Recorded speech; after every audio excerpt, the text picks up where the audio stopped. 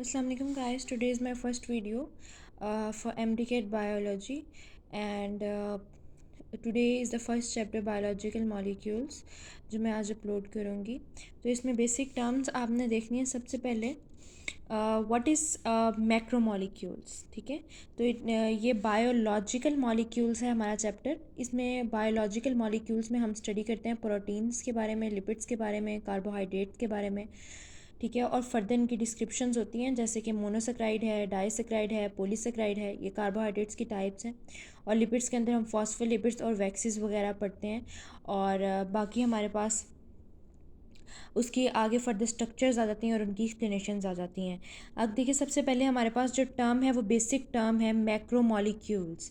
तो मैक्रोमोलिक्यूल्स है, macromolecule is a high molecular weight compound, ठीक है, मोर और equal to 10,000 and usually water insoluble starch. For example starch. अब mono से मैक्रोमोलिक्यूल्स के अंदर मैक्रो मीन बड़ा, लार्ज मॉलिक्यूल से रिलेटेड होता है।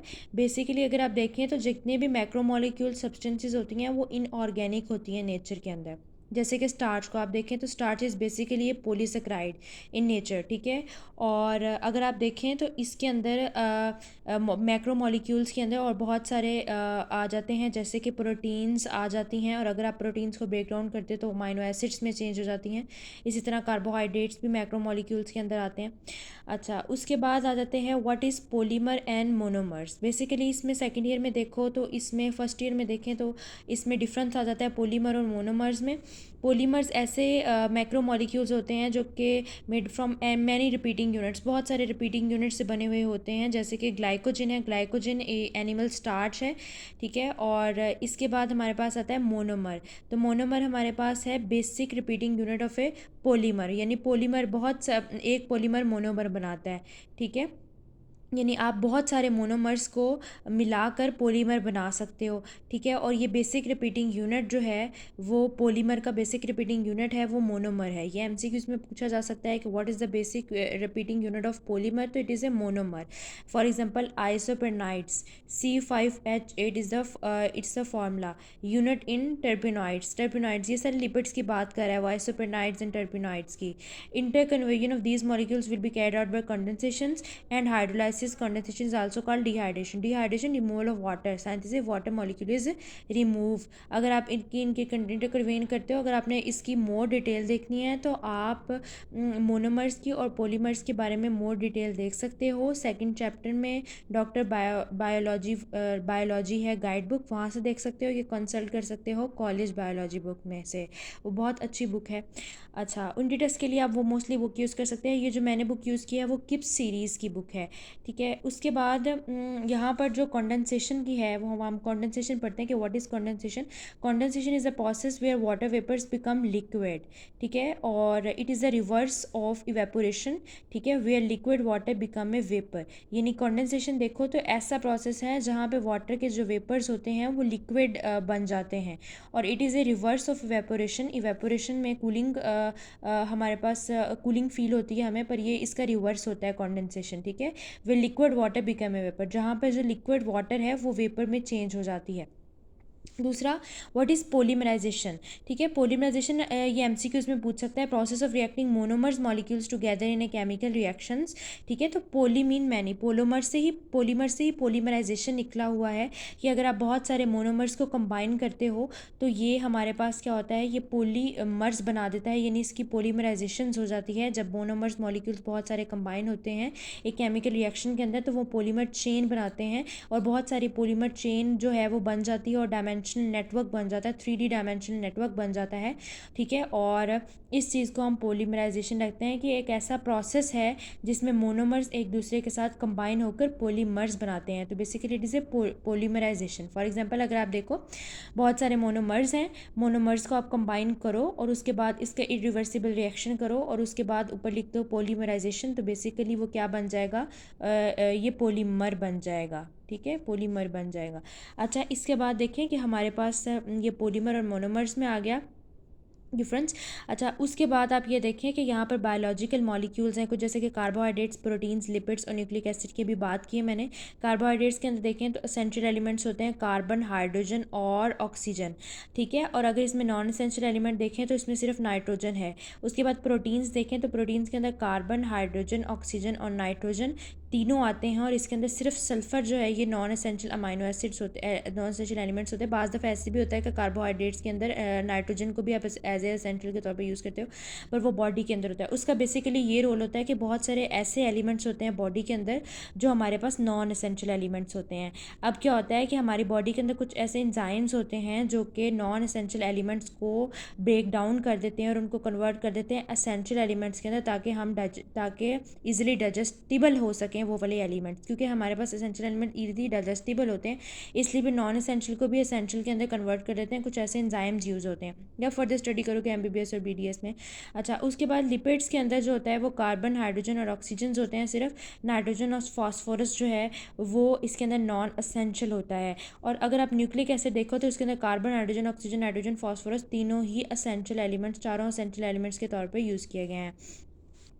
उसके बाद अगर हम देखें carbohydrates, what is carb? Carb mean carbons, hydrates mean hydrogen plus oxygen, तो it is a hydrated carbon, ठीक है। और इसके अंदर जो बेसिकली शुगर्स होती हैं, डाइसैकेराइड, पॉलीसैकेराइड, मोनोसैकेराइड वगैरह। अब सबसे पहले देखें carbohydrates, it is a primary product, it is A primary fuel, ठीक है ना। It is also primary product, MCQs में है ये, एमसीक्यूज़ के लिहाज से है कि प्राइमरी प्रोडक्ट और a primary fuel is a carbohydrates, ठीक है। और अगर आपसे पूछे कि यहाँ देखें आप, अगर आपसे पूछे वो प्रोटीन्स के बारे में या वो लिपिड्स के बारे में पूछे, तो वो हमारे पास कार्बोहाइड्रेट जो है वो हमारे पास प्राइमरी प्रोडक्ट या प्राइमरी फ्यूल नहीं है, बल्कि कार्बोहाइड्रेट्स है हमारे पास, ठीक है। उसके बाद देखें लिटिल मीनिंग हाइड्रेटेड कार्बन है, तो इसके अंदर कार्बन, हाइड्रोजन, ऑक्सीजन होता है। अगर नॉन एसेंशियल देखें तो हमारे पास नाइट्रोजन थी। उसके बाद देखिए mostly hydrogen and oxygen are found in same ratio as in water, तो अगर आप इसकी रेशो देखो तो रेशो वाटर के अंदर H2O होती है, रेशो 2:1 होती है, तो इसके अंदर भी 2:1 की रेशो ही होती है, ठीक है। केमिकली इसको डिफाइन करते हैं पॉलीहाइड्रोक्सी एल्डिहाइड्स और कीटोन्स कहते हैं इसको, क्योंकि इसके अंदर एल्डोज शुगर भी होती है, इसके अंदर कीटोज शुगर भी होती है, इसलिए इसको क्या कहते हैं, पॉलीहाइड्रोक्सी एल्डिहाइड्स और कीटोन्स कहते हैं। उसके बाद इसका जनरल फार्मूला जो होता है वो CxH2OY है, और सिंपल कार्बोहाइड्रेट्स मेन सोर्स इसका जो होता है वो सोर्स ऑफ एनर्जी वो है इस सेल के अंदर, ठीक है। अब डिहाइड्रेशन जैसे कि आपको पता है रिमूवल ऑफ वाटर कहलाता है, तो ये बात पहले हो चुकी है। डिहाइड्रेशन और कंडेंसेशन में आपने फ़र्क जो है वो इसमें याद रखना है इसके अंदर, ठीक है। अब आप नेक्स्ट देखें तो हमारे पास कॉमन नेम्स आ जाते हैं, मोनोसेक्राइड, ओलिगोसेक्राइड, पॉलीसेक्राइड। इसके कॉमन नेम अगर हम देखें तो ये सिंपल शुगर है, ओलिगोसेक्राइड एक कॉम्प्लेक्स शुगर है। अगर आप इसको सिंपल, बहुत सिंपल देखें तो mono mean one, saccharide mean sugar, तो one sugar, oligo mean two, पनसेक्राइड, इसको डाइसेक्राइड भी बोलते हैं, लेकिन इसकी टाइप में आता है ओलिगोसेक्राइड में डाइसेक्राइड, ट्राइसेक्राइड, टेट्रासेक्राइड, वो इसकी टाइप्स में आ जाता है फर्दर, ठीक है। पॉलीसेक्राइड मीन मैनी सेक्राइड्स और शुगर्स, ठीक है। मोस्ट कॉम्प्लेक्स शुगर्स, ब्रांच और अनब्रांच शुगर्स इसमें आ जाती हैं फर्दर। पॉलीसेक्राइड की और टाइप होती है हेट्रो और होमोपोलीसेक्राइड, ठीक है। ये आपकी बुक में मेंशन नहीं है, पर आपको याद होना चाहिए, ये एमडीकैट में आ सकता है कि कितनी टाइप्स हैं पॉलीसेक्राइड की, दो होती हैं, होमोपोलीसेक्राइड और हेट्रोपोलीसेक्राइड। अगर वो पूछ ले कि स्टार्च जो है वो होमोपोलीसेक्राइड है, ये हेट्रोपोलीसेक्राइड है, तो ये याद रखिएगा स्टार्च इज़ ए होमोपोलीसेक्राइड। सेलुलोज भी होमोपोलीसेक्राइड है, काइटिन भी होमोपोलीसेक्राइड है, और इसके अलावा जो है वो हमारे पास ग्लाइकोजिन है, वो भी होमोपोलीसेक्राइड के तौर पर यूज़ की जाती है। उसके बाद टेस्ट देखें तो मोनोसेक्राइड स्वीट इन टेस्ट होता है, और oligosaccharide less sweet in taste होता है, और पॉलीसेक्राइड बहुत टेस्टलेस होता है। सॉलिबिलिटी देखें तो ये वाटर के अंदर ईजिली सॉलेबल हो जाता है, मोनोसेक्राइड, ओलिगोसेक्राइड बहुत कम सॉलेबल होता है, और वो स्प्रिंगली सॉलेबल होता है इन हॉट वाटर के अंदर, यानी ना होने के बराबर हो भी जाता है कभी कभी। Hydrolysis, monosaccharide can not be hydrolyse into simple sugar, वो हो जाती है, ओलिगोसेक्राइड हो जाती है, और पॉलीसेक्राइड भी हो जाती है, ठीक है। अगर आप देखो तो ये 2 to 10 मोनोसेक्राइड ओलिगोसेक्राइड के अंदर होते हैं, मोनोसेक्राइड के अंदर इतने नहीं होते, मोनोसेक्राइड में सिर्फ 1 होते हैं, और 10 से भी ज़्यादा 1000 तक पहुंच जाते हैं, तो ये पॉलीसेक्राइड हो जाते हैं।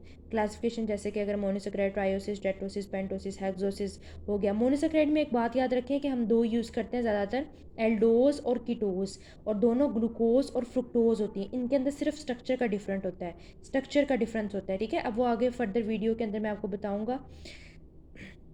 मैं आपको बताऊंगी कि स्ट्रक्चर का इसके अंदर जो है वो क्या डिफरेंस होगा फ्रुक्टोज का और ग्लूकोज का, ठीक है, और फर्दर इसमें क्या क्या डिफरेंस हो सकता है, ठीक है, वो सारी डिटेल आपको स्ट्रक्चर के थ्रू पता चल जाएगी। इसके जनरल फॉर्मूलाज आपको अच्छे से याद होने चाहिए। ये पूरा का पूरा टेबल है, ये आप लिख लीजिए और ये आपको टेबल याद होना चाहिए क्योंकि ये बहुत ज़्यादा इंपॉर्टेंट टेबल है आपके एमडी कैट के लिहाज से। Thank you so much for watching this video. Like करिएगा और ज़्यादा से ज़्यादा सब्सक्राइब करिएगा मेरे चैनल को, और जितना हो सके शेयर करें अपने फ्रेंड्स के साथ ताकि वो भी इससे जो है फ़ायदा हासिल कर सकें। और आने वाली वीडियो जितनी भी होंगी वो आप सब्सक्राइब करेंगे चैनल को तो आपको मिलती रहेंगी। Thank you so much. Allah हाफिज़।